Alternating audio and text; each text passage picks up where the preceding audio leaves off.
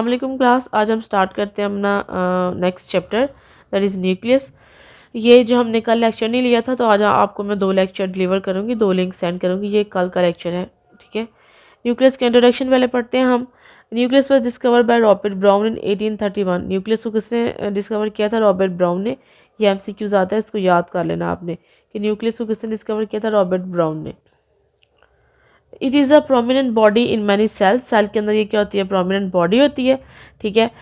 ये डार्क होती है जो न्यूक्लियस है। अगर हम सेल को देखें माइक्रोस्कोप में तो बाकी जो पोर्शन है साइटोप्लाज्म का वो लाइट होता है, लेकिन जो न्यूक्लियस का पोर्शन होता है ये क्या होता है?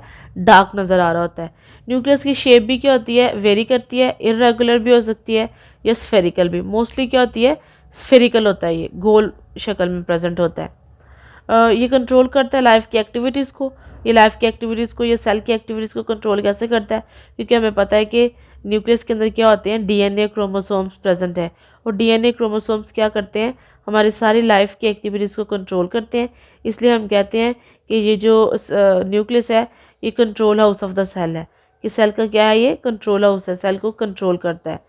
और ये कहाँ प्रेजेंट होता है? एनिमल्स के अंदर ये सेंटर में प्रेजेंट होता है, और प्लांट के अंदर क्योंकि एक लार्ज वैक्यूल होता है जिसकी वजह से न्यूक्लियस क्या हो जाता है? Push aside.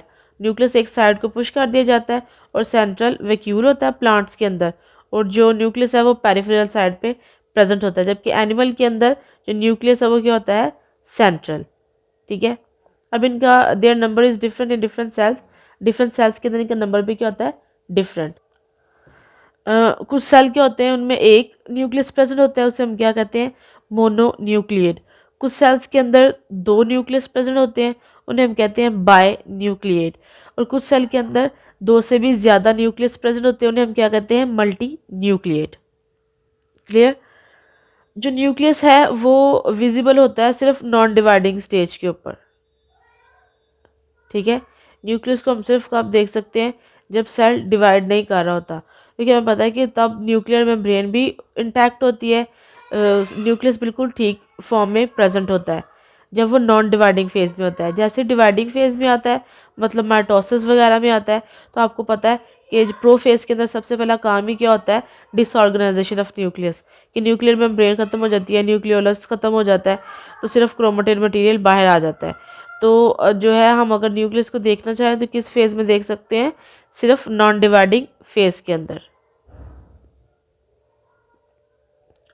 इसके अंदर होता क्या है? न्यूक्लियस के अंदर क्रोमेटिन नेटवर्क होता है, मतलब क्रोमोसोम्स प्रेजेंट होते हैं, और न्यूक्लियोप्लाज्म एक लिक्विड प्रेजेंट होता है जैसे साइटोप्लाज्म है ना। इसी तरह न्यूक्लियस के अंदर भी लिक्विड प्रेजेंट होता है, उसको हम क्या बोलते हैं? न्यूक्लियोप्लाज्म बोलते हैं। Nuclear disappears and chromatin material is replaced by chromosome in dividing cell. वही हमने बात की अभी कि जैसे सेल डिवाइड करेगा, प्रोफेज की स्टेज में जाता है, सेल डिवाइड करना स्टार्ट करता है, तो सबसे पहले क्या होता है? न्यूक्लियर मेम्ब्रेन डिसअपियर हो जाती है, फिर न्यूक्लियोलस डिसअपियर हो जाता है, मतलब कि न्यूक्लियस क्या हो जाता है? डिसऑर्गेनाइज्ड हो जाता है, हम उसको देख नहीं सकते। केमिकली इसके अंदर क्या प्रेजेंट होता है? RNA प्रेजेंट है, DNA प्रेजेंट है, प्रोटीन्स प्रेजेंट है, और इंजाइम्स प्रेजेंट है, ठीक है। केमिकली की हम बात करें, केमिकली इसके अंदर क्या प्रेजेंट है? DNA, RNA, प्रोटीन और इंजाइम्स। जो इंजाइम्स प्रोटीन्स को बनाने के लिए या DNA से RNA को बनाने के लिए यूज़ होते हैं, वो सारे के सारे इंजाइम्स कहाँ प्रेजेंट होते हैं? न्यूक्लियस के अंदर। या जो DNA की रेप्लिकेशन के लिए इंजाइम्स यूज़ होते हैं, या फिर जो ट्रांसक्रिप्शन के लिए इंजाइम्स यूज़ होते हैं, वो सारे के सारे कहाँ पे होते हैं? न्यूक्लियस के अंदर प्रेजेंट होते हैं। क्लियर? और न्यूक्लियस के 4 पार्ट्स होते हैं। न्यूक्लियस के 4 पार्ट्स कौन से हैं? न्यूक्लियर मेम्ब्रेन है, न्यूक्लियोलाई है, न्यूक्लियोप्लाज्म है, क्रोमोसोम है। न्यूक्लियर मेम्ब्रेन, जिस तरह हमने कहा कि हर जो मेम्ब्रेन है, हर जो ऑर्गेनेली होती है वो क्या होती है? मेम्ब्रेन बॉन्डेड होती है। उस तरह न्यूक्लियस भी क्या है? Membrane bonded. जब हमने लास्ट लेक्चर में वैक्यूल पढ़ा तो हमने कहा कि वैक्यूल की मेम्ब्रेन को हम क्या बोलते हैं? टोनोप्लास्ट बोलते हैं। इस तरह न्यूक्लियर की मेम्ब्रेन को हम क्या बोलते हैं? Nuclear membrane. Nucleoli dark spot. Nucleus तो डार्क नज़र आता है हमें, न्यूक्लियस के ऊपर भी एक डार्क स्पॉट होता है जिसे हम क्या बोलते हैं? न्यूक्लियोलाई। न्यूक्लियोप्लाज्म, वही मैंने आपको पहले बताया कि साइटोप्लाज्म जैसा मटेरियल होता है, इसके अंदर प्रेजेंट होता है लिक्विड फॉर्म में, उसे हम क्या बोलते हैं? न्यूक्लियोप्लाज्म बोलते हैं। न्यूक्लियर मेम्ब्रेन, न्यूक्लियोलाई और न्यूक्लियोप्लाज्म के अलावा इसके अंदर क्या होते हैं? क्रोमोसोम्स प्रेजेंट होते हैं, ठीक है। क्रोमेटिन मटेरियल या से क्रोमोसोम आप कह लें इसके अंदर प्रेजेंट होते हैं। उसके बाद हमें पता है कि न्यूक्लियस के अंदर जीन्स होते हैं। ऑब्वियसली क्रोमोसोम प्रेजेंट है, डीएनए प्रेजेंट है, तो उसके ऊपर क्या होंगे, जीन्स प्रेजेंट होंगे जो सेल को क्या करते हैं, कंट्रोल करते हैं। ये सबसे ज़्यादा कॉन्स्पिशियस स्पीशी है यूकैरियोट के अंदर, क्योंकि हमें पता है कि हम यूकैरियोट कहते ही तब है जब किसी भी सेल को हम यूकैरियोट तक कब कहते हैं, जब उसके पास ट्रू न्यूक्लियस होता है। तो ये सबसे ज़्यादा क्या है, कॉन्स्पिशियस है। कॉन्स्पिशियस का मतलब है सबसे ज़्यादा नुमाया नज़र आने वाली चीज़।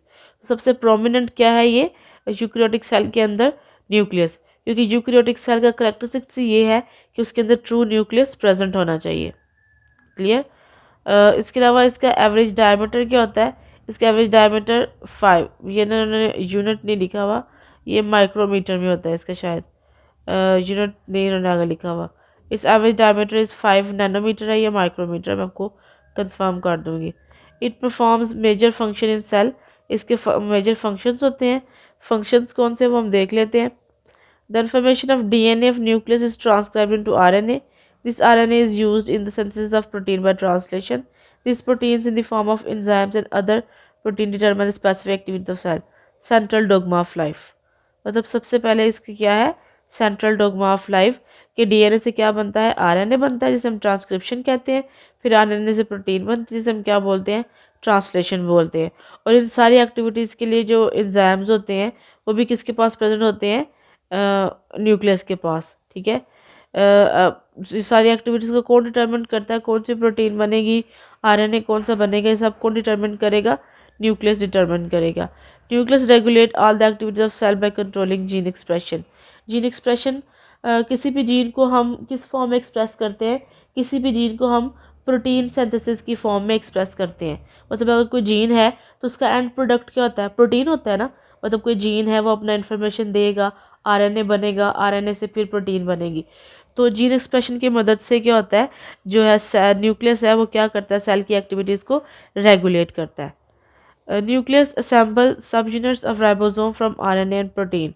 न्यूक्लियस क्या करता है, राइबोसोम और क्या करता है, राइबोसोम के जो यूनिट्स होते हैं उन्हें असेंबल करता है आरएनए और प्रोटीन से। ठीक है, आरएनए और प्रोटीन से। ये जो हम पहले राइबोसोम्स हैं वो हम पढ़ चुके हैं, अगर आप लोगों को याद हो तो हमने क्या कहा था कि राइबोसोम्स किससे मिलके बनते हैं, आरएनए से और प्रोटीन से। इसलिए हम इसे क्या कहते हैं, राइबो न्यूक्लियो प्रोटीन।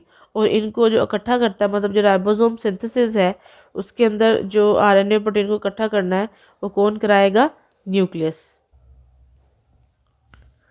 उसके बाद है the nucleus store genetic information and transfer them during cell division from one cell to another. They also transfer characteristics from one generation to another generation.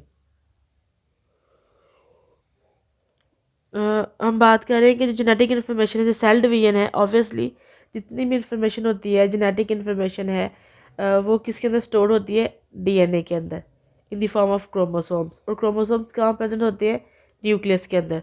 तो इसका मतलब है कि जितनी भी जेनेटिक इन्फॉर्मेशन है सेल की वो किसके पास प्रेजेंट है, न्यूक्लियस के पास प्रेजेंट है।